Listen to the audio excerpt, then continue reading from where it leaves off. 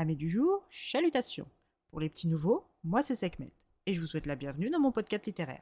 Dans mon émission, je vais tenter 3 fois par semaine de vous donner envie de découvrir des livres de tout poil, récents et moins récents. Alors, si ça vous tente, c'est par ici la suite.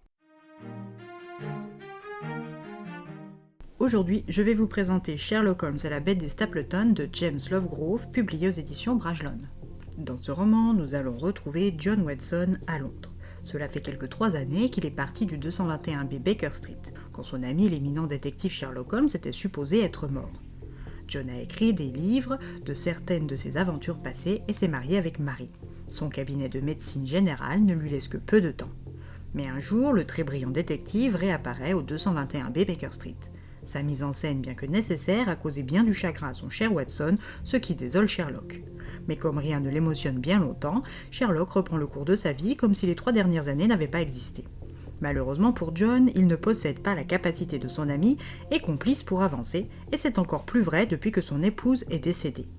John profite alors d'un moment de calme avant d'aller à son cabinet pour rendre visite à Sherlock. Il aimerait profiter de cette visite pour lui demander s'il pourrait réemménager avec lui au 221B. La solitude n'ayant jamais été trop son fort, il espère pouvoir retrouver sa chambre et avec elle, il y croit, des nouveaux moments de bonheur. Entre sa maison et l'appartement, John doit traverser un parc.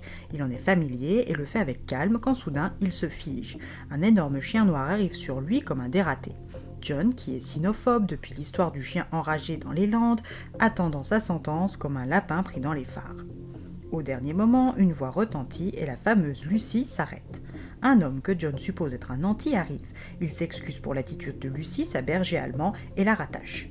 John, qui au fond de lui est furieux, confronte le propriétaire de cette bête enragée. Le ton monte entre les deux hommes, attirant les badauds autour d'eux. Sur le point d'en venir aux mains, John décide que la situation frise le ridicule et laisse ce notable et son molosse mal élevé derrière lui. Sur le chemin qui lui reste pour rejoindre le 221B, John ronchonne et repense à cette affaire d'il y a 5 ans. À l'époque, Sherlock et lui étaient partis dans le Dartmoor pour résoudre une drôle d'affaire. Si à l'époque il n'avait pas peur des chiens, ce n'est plus le cas depuis. Une fois Madame Hudson saluée, il monte et trouve le détective en pleine conversation. Sherlock est ravi, car il y a quelques minutes à peine, le caporal Benjamin Grier est arrivé avec une affaire.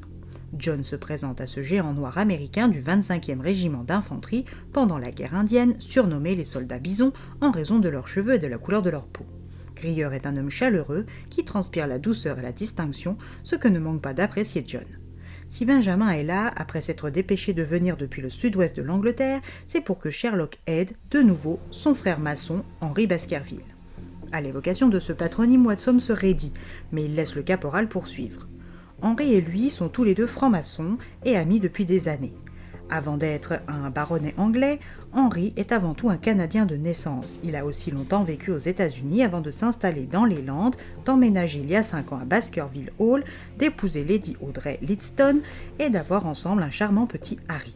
Si après l'intervention du duo Holmes et Watson, Henry avait cessé de croire à la malédiction de son oncle Hugo qui pèse sur les Baskerville, aujourd'hui que le malheur le frappe de nouveau de façon particulière, les doutes sont revenus et avec eux, la folie. Lady Audrey s'est fait assassiner dans la lande. Elle a été retrouvée face contre terre, la carotide perforée et le corps vidé de son sang. Dans les alentours, des éleveurs de moutons ont perdu des bêtes de la même façon et une étrange bête volante a été aperçue dans la nuit. Il n'en a pas fallu plus pour que les spéculations d'un monstre suceur de sang sévissent dans le Dartmoor et ciblent les Baskerville, la famille maudite. Depuis le drame, Henry est comme fou et menace tout le monde avec son fusil. Si Benjamin a fait le voyage depuis les États-Unis, c'est sur l'invitation de son ami. Alors le trouver dans cet état alarmant ne pouvait que l'inquiéter et le forcer à réagir. Sherlock est enthousiasmé par cette nouvelle affaire et décide de partir sur le champ. John, qui aurait aimé reprendre ses activités avec son ami, refuse de l'accompagner, prétextant une surcharge de patients au cabinet. S'il avait voulu être honnête, il aurait dit que son traumatisme en lien avec les Baskerville et les bêtes bizarres des Landes l'empêche de les aider. Mais ça, Sherlock le sait déjà, même s'il n'en dit rien pour le moment. Une fois sur place, le duo Holmes-Grier doit atteindre Henry et rentrer dans Baskerville Hall. En chemin, ils croisent le majordome et la gouvernante, les Barrymore, qui quittent définitivement le domaine. Le maître étant complètement parano et dangereux, leur vie est en danger s'ils restent auprès de lui. Comment vont-ils convaincre Henry de les laisser entrer ? Sherlock arrivera-t-il encore une fois à démasquer le ou la coupable ? À son retour à Londres, acceptera-t-il la demande de son cher Watson ? À vous de suivre cette enquête de près pour obtenir vos réponses.